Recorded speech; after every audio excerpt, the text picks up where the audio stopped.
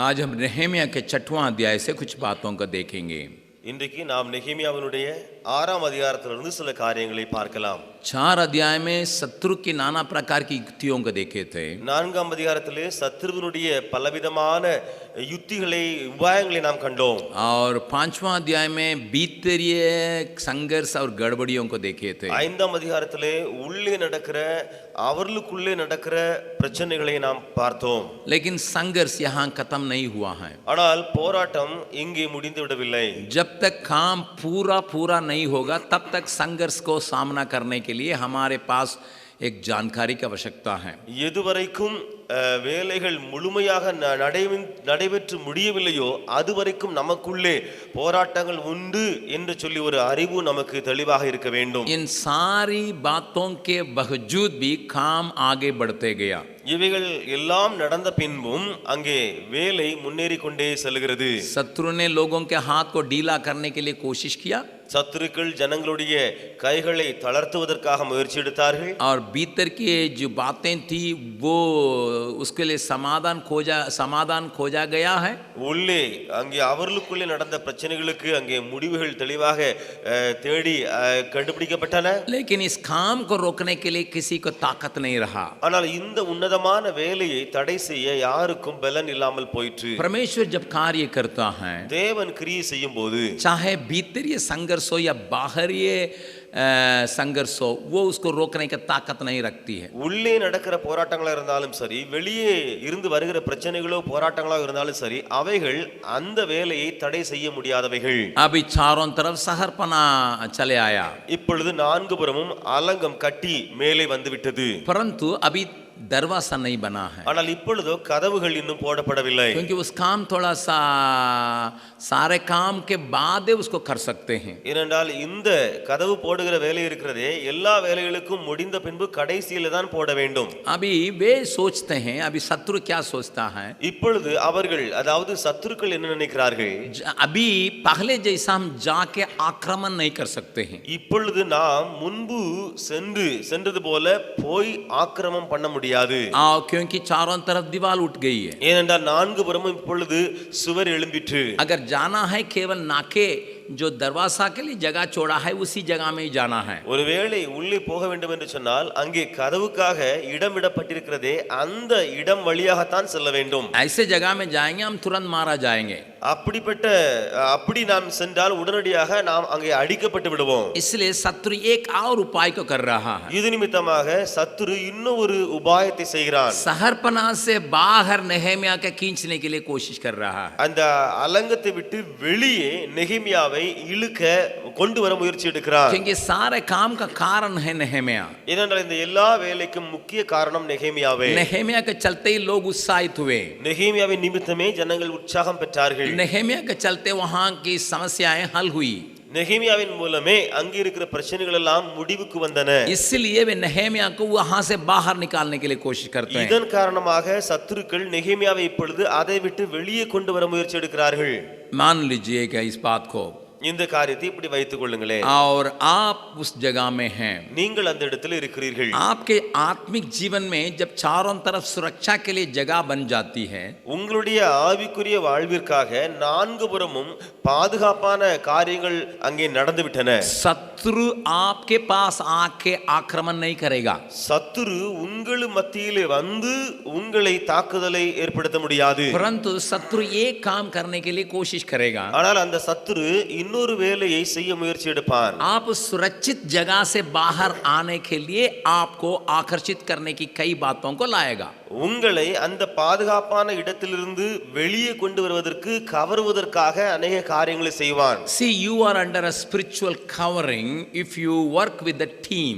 अगर आप एक झुंड या दल के साथ काम करते हैं, आप एक ऐसे सुरक्षा के आत्मिक घेर में आते हैं. इस बात को भूलना नहीं. இந்த காரியத்தை மறந்து போக வேண்டாம். That is one of the greatest advantage to work as a team.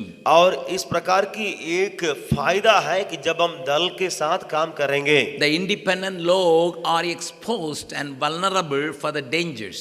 और जो अलग से जो काम करते हैं, सेवकाई करते हैं अकेले, वे इस प्रकार की आफती के बिल्कुल आमने सामने हैं. लोग क्यों इंडिपेंडेंट होने के लिए चाहते हैं? ஜனங்கள் ஏன் சுதந்திரமாக தனியாக வேண்டும் என்று விரும்புகிறார்கள்? जैसा मैं चाहता हूं वैसे काम करूं, நான் என்னுடைய மனது வந்தது போல வேலை செய்ய முடியும். कोई मुझे टोक नहीं सकता, யாரும் என்னை தடை செய்ய முடியாது. किसी का मैं जिम्मेदार नहीं हूं, யாருக்கும் நான் பொறுப்பாளி இல்ல. किसी को अकाउंट देने का दरकार नहीं है, யாருக்கும் நான் எதையும் கொடுக்க வேண்டிய அவசியம் இல்லை. मैं ही राजा हूं, मैं ही मंत्री हूं. நான் தான் ராஜா, நான் தான் மந்திரி. इस प्रकार की भावना कई लोगों के अंदर पाया जाता है, இப்படிப்பட்ட உணர்வுகள் அநேகருக்குள்ளே காணப்படுகின்றன. लेकिन वो हमेशा के लिए अच्छा नहीं है. ஆனால் அந்த காரியங்கள் நினைவுகள் எல்லா நேரத்துக்கும் நல்லதல்லவே. आप एक दल के साथ जब काम करते हैं, நீங்கள் எப்பொழுது ஒரு குழுவோடு ஊழியம் செய்கிறீர்களோ, आपके अनजानता में ही एक कवरिंग आपको मिलता है. நீங்கள் அறியாமலேயே உங்களை சுற்றி ஒரு கவரிங் கிடைக்கிறது. आप सुरक्षित रहते हैं. நீங்கள் பாதுகாப்பா இருக்கிறீர்கள். और यहाँ वही बात को देखते हैं, இங்கே அந்த காரியத்தை தான் பார்க்கிறோம். शत्रु ऐसे लोगों के दिल में किस प्रकार की बात को लाता है, किस ढंग से लाता है, उसको हम दिखाने चाहते हैं. சத்துரு இப்படிப்பட்ட பாதுகாப்பான ஜனங்களுக்குள்ளே எந்த காரியங்களை கொண்டு வருகிறான், எந்த விதத்திலே கொண்டு வருகிறான் என்று பார்க்கலாம். पहले वहां से उनको अलग करने के लिए कोशिश करेगा. முதலாவது சத்துரு அவர்களை அங்கே இருந்து பிரித்து கொண்டு வர முயற்சி எடுப்பான். क्योंकि जब हम अकेले चले जाते हैं तो हम ऐसी जगह में पहुंचते हैं जहां हमारा सुरक्षा खत्म हो जाता है. ஏனென்றால் நாம் தனியாக செல்லும் பொழுது நாம் அப்படிப்பட்ட ஒரு இடத்திலே போய் அடைவோம், அங்கே நமக்கு பாதுகாப்பு இல்லாமல் இருக்கும். लोग जब एक साथ मिलकर रहते हैं, ஜனங்கள் எப்பொழுது இணைந்து ஒன்று போல காணப்படுகிறார்களோ, एक दूसरे के लिए प्रार्थना करते हैं. அவர்கள் ஒருவருக்கொருவராக ஜெபிப்பார்கள். जब अकेले चले जाते हैं, எப்பொழுது அவர்கள் தனியாக சென்று விடுகிறார்களோ, शायद आपको प्रार्थना मिलता होगा, ஒருவேளை உங்களுக்கு வெளியிலிருந்து ஜெபங்கள் ஏறெடுக்கப்படலாம். परंतु ஆனால் वो उतनी ताकत वाला नहीं रहता है. அந்த ஜெபம் அவ்வளவு வல்லமை உள்ளதா இருக்காது. इसलिए शत्रु आपको पहले अलग करने के लिए कोशिश करता है. இதனாலே சத்துரு உங்களை முதலாவது பிரிக்க முயற்சி எடுப்பான். वे क्या कहलाए भेजे, शत्रु ने क्या कहलाए भेजा? சத்துருக்கள் அங்கே நெகேமியாவுக்கு என்ன சொல்லி அனுப்பி இருக்கிறார்கள்? आओ हम एक दूसरे से बातचीत करेंगे. வாருங்கள் நாம் ஒருவரை ஒருவர் கண்டு பேசுவோம். और दूसरा पद में இரண்டாம் வசனத்திலே ये देखते हैं, இதை நாம் பார்க்கிறோம். पढ़िए. வாசியுங்கள். तब संबलत और गेसेम ने मेरे पास यूं कहला भेजा, आ हम ओनों के मैदान के किसी गांव में एक दूसरे से भेंट करें, परंतु वे मेरी हानि करने की इच्छा करते थे. प्रभु के नाम की स्तुति महिमा होवे. கர்த்தருடைய நாமத்துக்கு மகிமை உண்டாவதாக.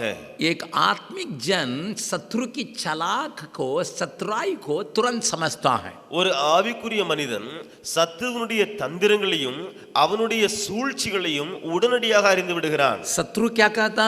சத்துரு என்ன சொல்லுகிறான்? आओ किसी गांव में हम लोग मुलाकात करके बातचीत करेंगे. இங்கே வாரும், நாம் ஒரு பள்ளத்தாக்கிலே போய் கிராமத்தில் போய் நாம் ஒருவர் கண்டு பேசுவோம். ऊपर ऊपर दिखाई पड़ता है इसमें कोई खतरा नहीं है. இது மேலோட்டமாக காணப்படுகிறது, இதுல எந்த விதமான ஆபத்தும் இல்லை என்று. भैया मुझे मुझसे मुलाकात करने के लिए, संबंध बनाने के लिए, बातचीत करने के लिए बुला रहा है. என்னிடத்திலே பேசி என்னோடு கூட தொடர்பு கொள்வதற்காக அழைக்கிறார்கள்.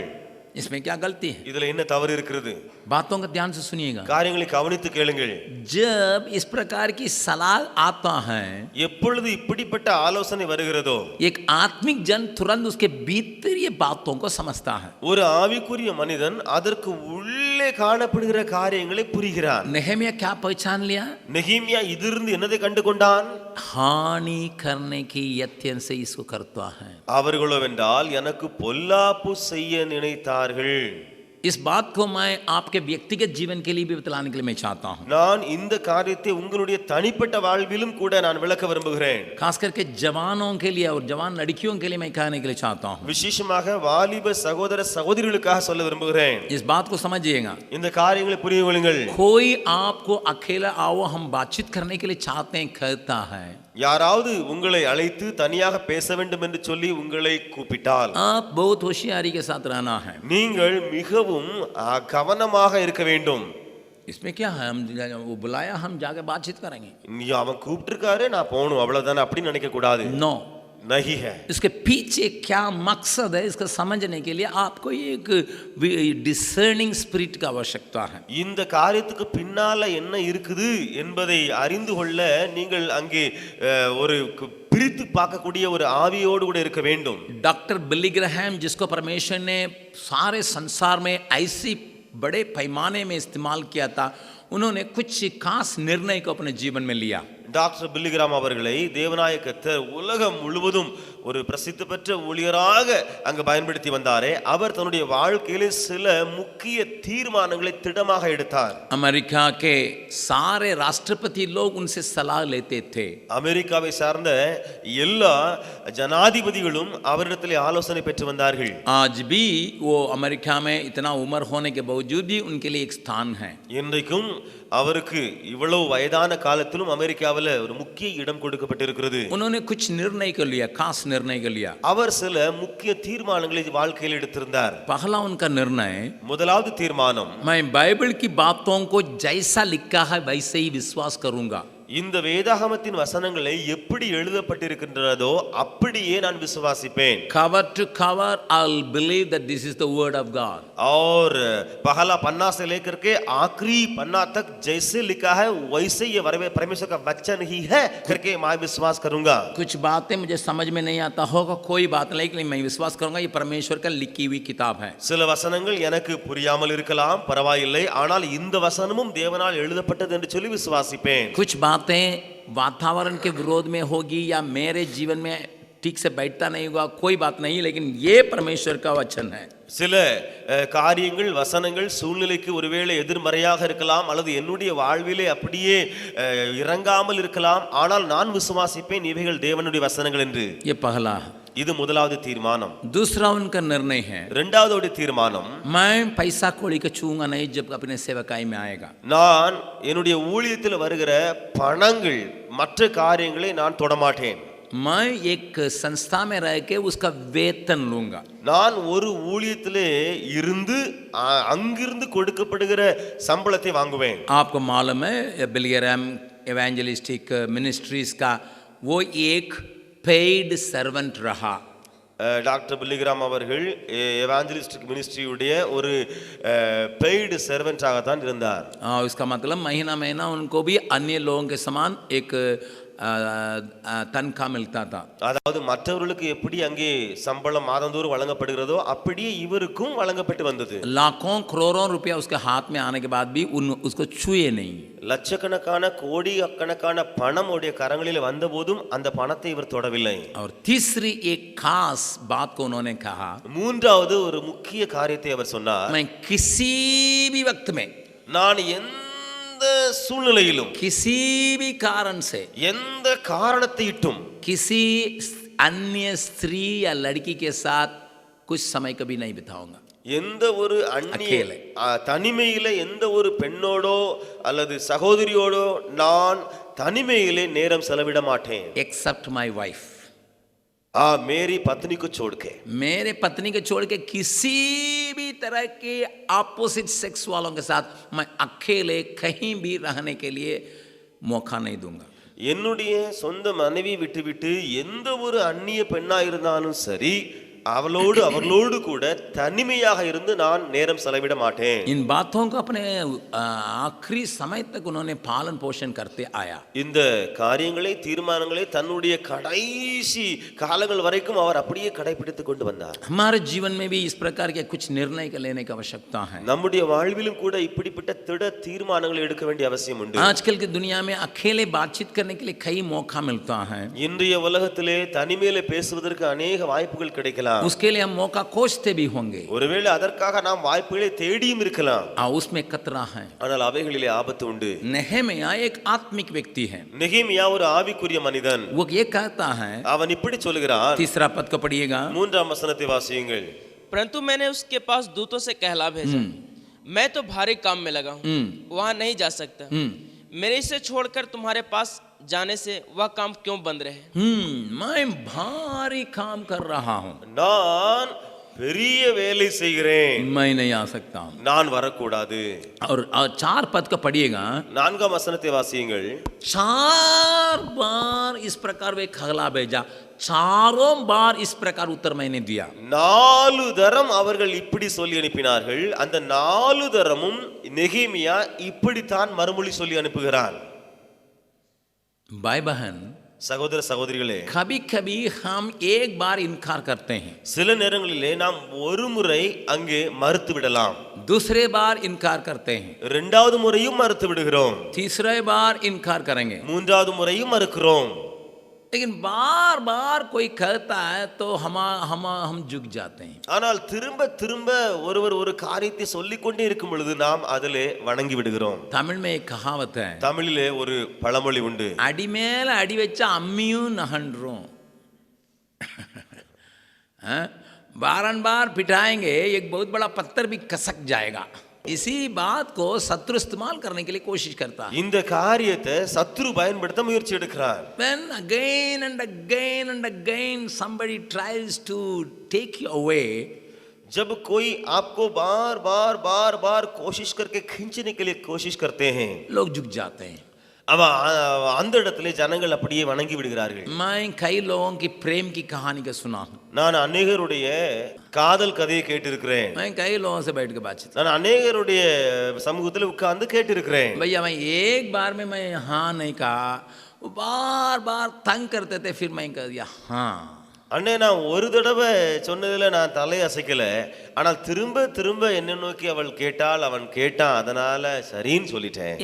ये साधारण तौर से होता है। இது சாதாரணமாக உலகத்துல பார்க்கக்கூடிய कभी காரியம். कभी हम परेशान होके किसी बात के लिए हाँ कह देते हैं। சில நேரங்கள் நம்ம தொந்தரவாகி சில காரியங்களுக்கு சரி அப்படின்னு சொல்லிடுறோம். शत्रु इस बात को जानता है। சத்துரு இந்த காரியத்தையும் அறிவான். मान लीजिए कोई बच्चा आके पूछता है, நினைத்துக் கொள்ளுங்கள், ஒரு பிள்ளை வந்து கேக்குது, दीजिए अंकल। அங்கிள் கொடுங்களே. नहीं तुम्हारे लिए नहीं। இல்ல உனக்கு இல்லப்பா, अरे இது. दीजिए अंकल। அண்ணே தாங்க அங்கிள் தாங்க.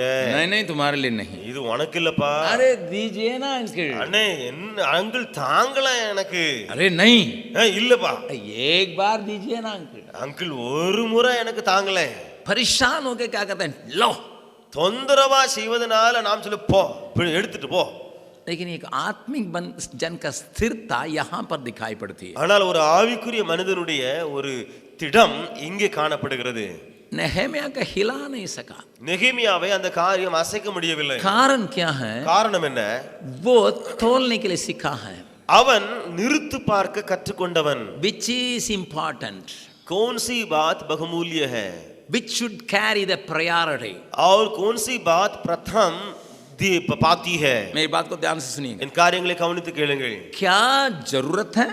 இது எனக்கு தேவையான காரியமா? किस बात के लिए प्रथम स्थान देना है? எந்த காரியத்துக்கு நான் முதலிடம் கொடுக்க வேண்டும்? उस बात को जो व्यक्ति पहचानता है, அந்த காரியத்தை எந்த மனிதன் அறிந்து விடுகிறானோ, वो जल्दी डगमगाता नहीं। அவன் சீக்கிரத்திலே அசைக்கப்படான். मेरे जीवन में क्या चीज की आवश्यकता भी, என்னுடைய வாழ்விலே இப்பொழுது எந்த காரியத்துக்கு தேவை?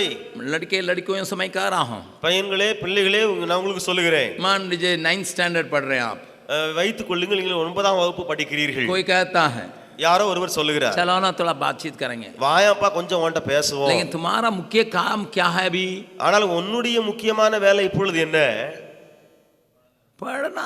படிக்கணும். पढ़ना ही तुम्हारा पहला काम है। படிக்கணும் தான் உனக்கு முதலிடம், அதான் முதலிடம். This is not important. लेकिन ये जो दूसरा काम है ये अब बहुमूल्य नहीं है. जब समय आएगा तब देखा जाएगा। நேரம் வரும்பொழுது இதை பார்த்து விடலாம். समय आने के बाद तुम शादी की बात क्या कर रही? அதாவது நேரம் வந்த பொழுது நீங்கள் அந்த திருமணத்தை காரியத்தை குறித்து பேசலாம். शत्रु तुम्हें अलग करके खींच के खराब करके तुम्हें बर्बाद करने के लिए कोशिश करता है। சத்துரு வந்து உங்களை பிரித்து எடுத்து இழுத்து உங்களை கெடுத்து போட முயற்சி எடுப்பார். जो व्यक्ति कहता है मैं बड़ा काम करता हूँ, எந்த மனிதன் சொல்கிறானோ நான் பெரிய வேலை செய்கிறேன், इधर उधर नहीं देख सकता हूँ, இங்கேயும் அங்கேயும் பார்க்க முடியாதவனாய் இருக்கிறானே, परमेश्वर हम लोगों को घोड़ा जैसा लगाम बना के नहीं भेजा है। தேவன் நமக்கு குதிரை அங்கே கடிவாளத்தை போல போடப்பட்டு ஆண்டவர் நம்மை அனுப்பவில்லை. क्या परमेश्वर ऐसा लगा के भेजा है? ஆண்டவர் நமக்கு இப்படி கண்ணில் அந்த குதிரை போட்டிருக்குமே அதே மாதிரி போட்டு அனுப்பி இருக்கிறாரோ? हमारा आंख केवल ऐसे ही देखता है या इधर उधर देखता है? நம்முடைய கண்கள் வெறுமனே நேரியா பார்த்துட்டு இருக்கா அல்லது இங்கேயும் இங்கேயும் பார்க்க முடியுமா? मैं किसी को देख के बतला सकता हूँ, நான் யாரையும் பார்த்து சொல்ல முடியும். जो चलने के समय इधर उधर आंख चलते रहता है, ये टेला है। யாராவது போகும்போது இங்கேயும் இங்கேயும் சுத்தி கித்தி பார்த்துட்டு போனான்னு சொன்னா இவன் கோணலான ஆளுதான் சொல்லி நினைச்சிருவேன். இப்படி கழுத்தெல்லாம் திருப்ப வேண்டாம், அப்படி கண்ணு மட்டும் அப்படி உருட்டி உருட்டி இப்படி பார்த்துன்னா கொஞ்சம் थोड़ा होशियार रहने की आवश्यकता है। किसी के देखें? யாரையாவது பார்த்துருக்கீங்களா? அப்படி केवल आंख इधर उधर கண்ணு மட்டும் இங்கேயும் இங்கேயும் அப்படியே உருட்டி உருட்டி பார்த்துட்டு இருக்கும் சுத்தி. इसलिए बाइबल बतलाते हैं, तुम्हारी आंखें सीधा देखने पाए. இது நிமித்தமாகத்தான் வேதம் ஆலோசனை சொல்றது, உங்கள் கண்கள் நேராய் பார்க்க கடவுது. बस அவ்வளவுதான். இங்கே அங்கேயும் சுத்தி வளைச்சு பார்ப்பதற்கு கண்கள் அல்ல. तो इसका मतलब किसी के फंसाने के चक्कर में है. அதாவது எவனையும் பிடிச்சி மாட்டக்கூடிய அளவுல இவன் சுத்தி அலைஞ்சிட்டு इट இருக்கான். Is very important. ये बात जरूरी है.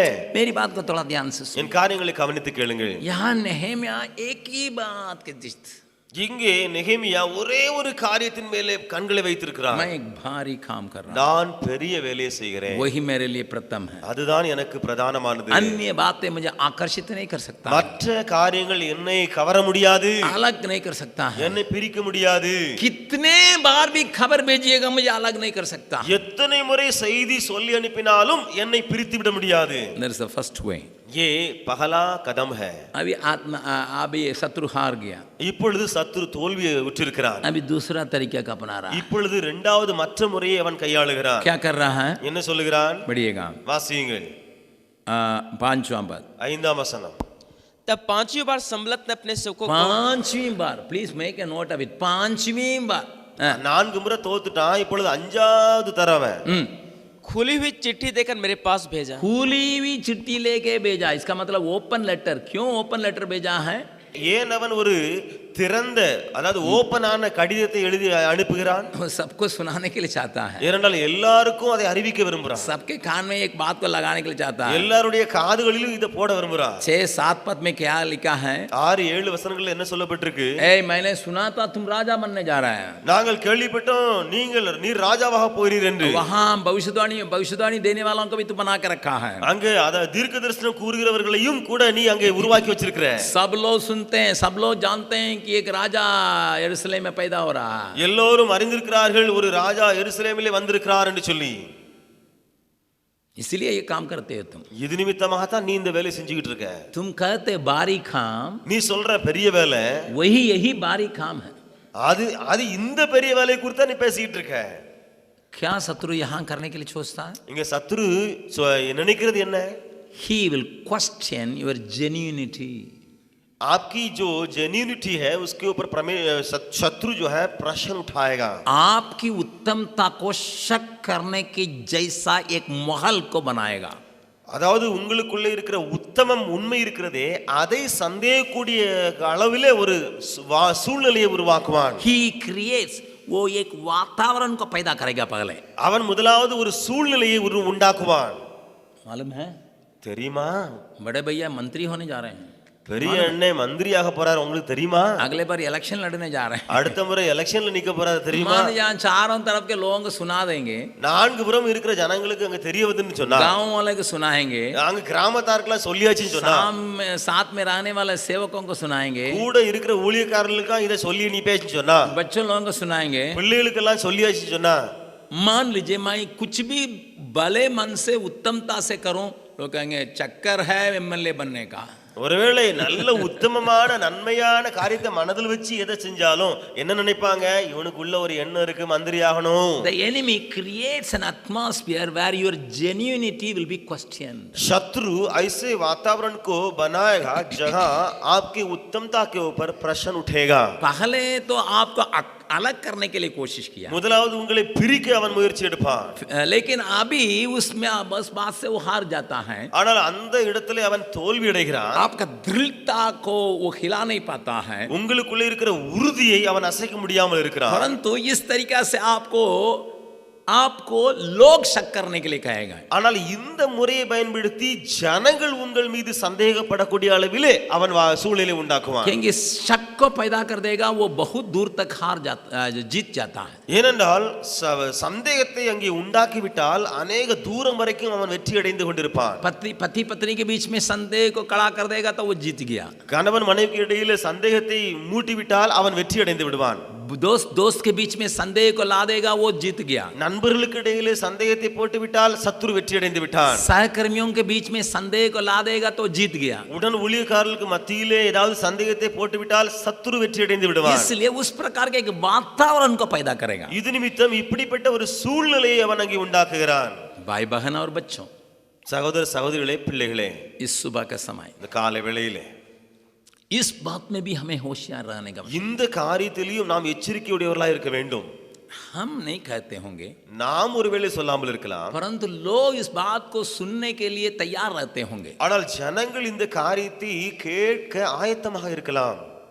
That is why he sent an open letter.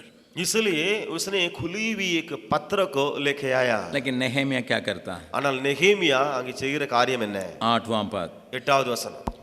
तब मैंने उनके पास कहला भेजा, जैसा तू कहता है वैसा तो कुछ भी नहीं हुआ, तू ये बात अपने मन से करता है. ये नेहेमिया का सुनो भैया, ऐसा कुछ भी नहीं हो रहा है, ये நெகேமியா என்ன சொல்றான்? ஒண்ணும் நடக்கல.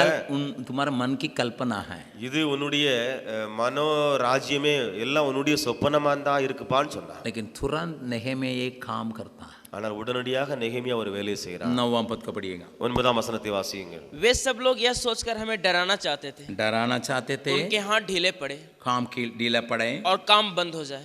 बंद हो जाए. परंतु अब हे परमेश्वर, तू मुझे हियाव दे. அந்த வேலை நடந்திராதபடிக்கு எங்கள் கை சலித்து போம் என்று சொல்லி அவர்கள் எல்லோரும் எங்களை பயமுறுத்த பார்த்தார்கள். ஆதலால் தேவனே, நீர் என் கைகளை திடப்படுத்தியருளும். तमिल ट्रांसलेशन यहाँ बहुत अच्छा है. இங்கே தமிழ் மொழிபெயர்ப்பு மிக நலமா இருக்குது. आदलाल एंगल देवने. इसलिए हे मेरे परमेश्वर. किसको सुना रहा है? யாருக்கு அவர் அந்த காரியத்தை சொல்லுகிறான்? किसको सुना रहा है? யாருக்கு நெகேமியா சொல்லுகிறான்? परमेश्वर. தேவனே, परमेश्वर. தேவன். Now I cannot remove the doubts and suspicion from heart of everybody. अब औरों के अंदर जो शक या संदेह पैदा हुआ है, उन संदेहों को मैं निकाल नहीं सक रहा हूं.